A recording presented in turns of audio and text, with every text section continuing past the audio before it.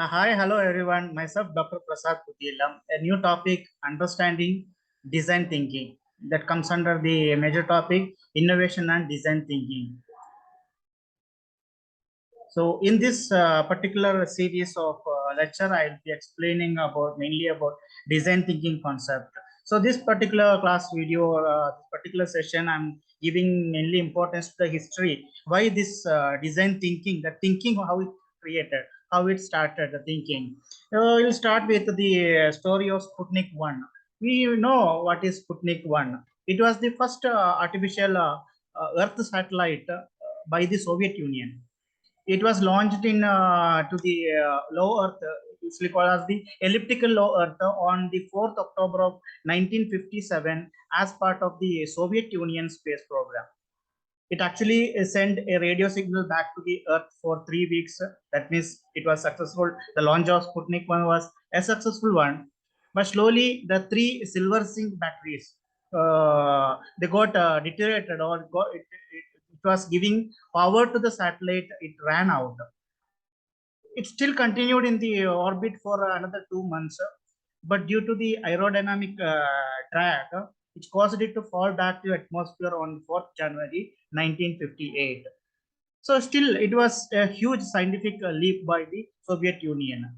The image or the replica of Sputnik 1 is that image is given here. So the success of Soviet Union, which always actually ended up in a Cold War, which is known as the Sputnik crisis. Sputnik crisis, it was the period of public fear as well as anxiety in Western nations. The people started it as a success of, they started thinking that it as a success of Soviet Union and the failure of the United States of America, or United States. Many articles were also published during that era. That the New York Times, which mentioned the satellite, about 279 articles between the time period of October 6 to October 31, 1957, which is more than 11 articles per day. So the technological gap between the United States and Soviet Union was become a hot topic of discussion in that era. Earlier, US was the dominant world power in the early 1950s. They had a Lockheed U-2 spy plane fight over the Soviet Union, which provided the intelligence that the United States and held the advantages in the nuclear capabilities. However, the education gap was identified with the studies conducted between the 1955 and 1961, which reported that Soviet Union was giving better training, 2 or 3 times producing more scientists per year than the US. The Soviet, they used the ICBM technology, so that the intercontinental ballistic missile technology to launch the Sputnik into the space, which also gave them two propaganda advantages over the United States of America at once.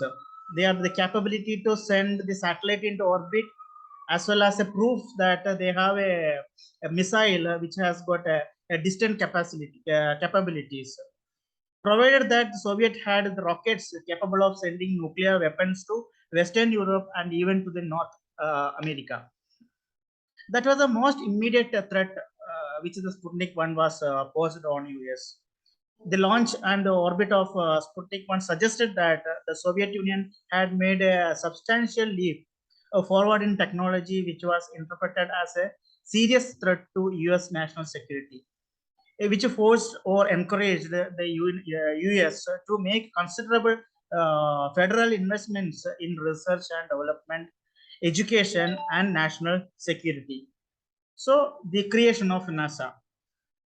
NASA, the crisis which of that of the Sputnik 1, it was a significant event, that is the Cold War, that triggered the creation of NASA on 29th July 1958. That is by the United States, to continue the space race between those two superpowers. The National Aeronautics and Space Administration, NASA, it was an independent agency of the United States federal government responsible for the civil space program, aeronautics research, and space research. Now, the John Arnold's proposal.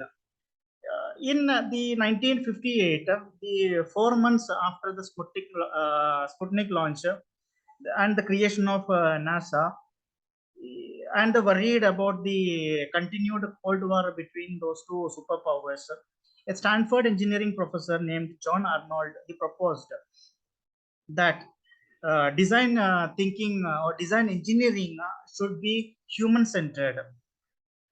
This was a strange thing for Arnold to introduce during that time. It was an era in which engineers were largely focused on the Cold War, the twin Cold War driven goals. That is the space race as well as optimizing the hydrogen bomb. All the scientists were focused only on these two concepts, space race as well as the hydrogen bomb creation or optimizing the hydrogen bomb. So Professor Johnny Arnold, he suggested that engineering design should be human centered and focused on positive and long lasting change. The concept has since expanded into numerous fields beyond engineering, which includes psychology, anthropology, and continue to provide a creative problem solving solution to help push innovation forward in a practical manner that is grounded in human well being and user satisfaction. Introduction to the program called Product Design and Concept of Design Thinking. Inspired by the Arnold's work at the Stanford University, United States, the engineering professors, Professor Bob McCune, with the help of an art professor, Matt Kahn, they created an engineering program called the Product Design. With this program, McCune and others, they helped to create the concept of design thinking and design thinking process, which came the foundation for the Stanford's d.school, as well as the guiding framework for design-driven companies like IDEO. Okay, so what is Stanford d.school? I'll be explaining this particular series only. And IDEO, it is a company which works on the design thinking, or I'll be explaining about the major companies which do business with design thinking concept and the major companies which are successful after implementation of design thinking in my coming sessions. Now, the foundation of the Stanford's d.school. The Hasselo-Plattner Institute of Design at Stanford, which was later renamed or named as, or which is become famous as Stanford's d.school. This institute, it was commonly is a design thinking institute based at the Stanford University. The David M. Kelly and Bernard Roth, they founded this program. According to the New York Times, the d.school has become one of the most highly sought academic program at the Stanford University. Now, the design thinking concept. Design thinking, the concept, it was popularized by the Stanford's d.school, combines the problem solving roots of design with a deep empathy for the user.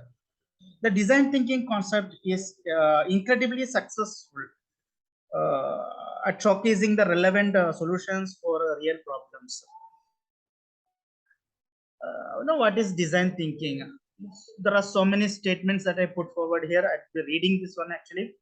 The process involves learning about a specific subset of people or a target audience and empathizing with their needs or drawbacks in services before coming up with solutions or inventing products that can easily be put to use immediately and, of course, earn capital and make money from the solution. That means it's a learning process with involving people or as they taking them as the target audience. Empathizing means discussing with them, getting ideas from that related issues, what are the issues needed or the needs or any drawbacks present in a particular service, then coming up with a solution or inventing a new product can be treated as a design thinking. It is a process to drive breakthrough innovations. It's a convergence divergence process. Design thinking is defining or framing and solving problems from users perspective. It is an iterative. Iterate means continuously thinking about, continuously uttering the words of what we need to do. Or it is a non-linear process which focuses on a collaboration between designers and user. That means not only the engineers or designers, even the non-engineers or non-designers also involved in this particular process. It brings innovative solutions to life based on how real users think, feel, and behave. Design thinking, it is a methodology which provides a solution-based approach to solving problems. Design thinking typically helps in innovation. Design thinking has everything to do with the product which succeeds. It derives the power of design thinking. Individuals, teams, and organization must have a leap of faith about the existence of a solution. We cannot leave anything thinking that it cannot be solved. It can be solved, but we should have a creative thinking. We have to have organized thinking. Teamwork is required for that. Design thinking can be applied in any profession. User persons are created during design stage of the design process. So this is a human-centered design process. What is human-centered process, that will be explaining later. So design thinking, it has got 5 stages mainly: empathize, define, ideate, prototype, and test. And these are the profile of a design thinker. It should be empathy, should have empathy, simplicity required, integrative thinking required, experimentalism is required. So the ultimate goal of design thinking, it is to help design better service, a better product, or a better experience. So why we need design thinking, this concept? It is more than a methodology or a framework. It has the power to take you and your team through the trickiest of problems, often with a winning solution on the other end. We will learn the design thinking approach followed by the Standford d.school, and the 5 stages are empathy, define, ideate, prototype, and test. All these 5 I will be explaining different in different sessions. Different class series I'll put on that. Then also I'll be explaining about the concepts of a design brief. What is a UX design? What is UI design?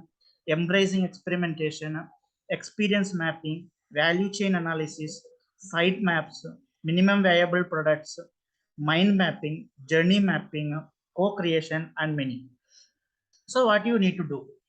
Obviously, I say I'm running a YouTube channel, my intuition. I request you to subscribe my YouTube channel. Keep watching my videos. I'll be giving the link. I'll be releasing the classes at the earliest. Please watch through, go through that sessions. You have any doubts, you can clarify to me. My name is Dr. Prasad Puthiyillam. I'm signing out from this particular session. Thank you very much.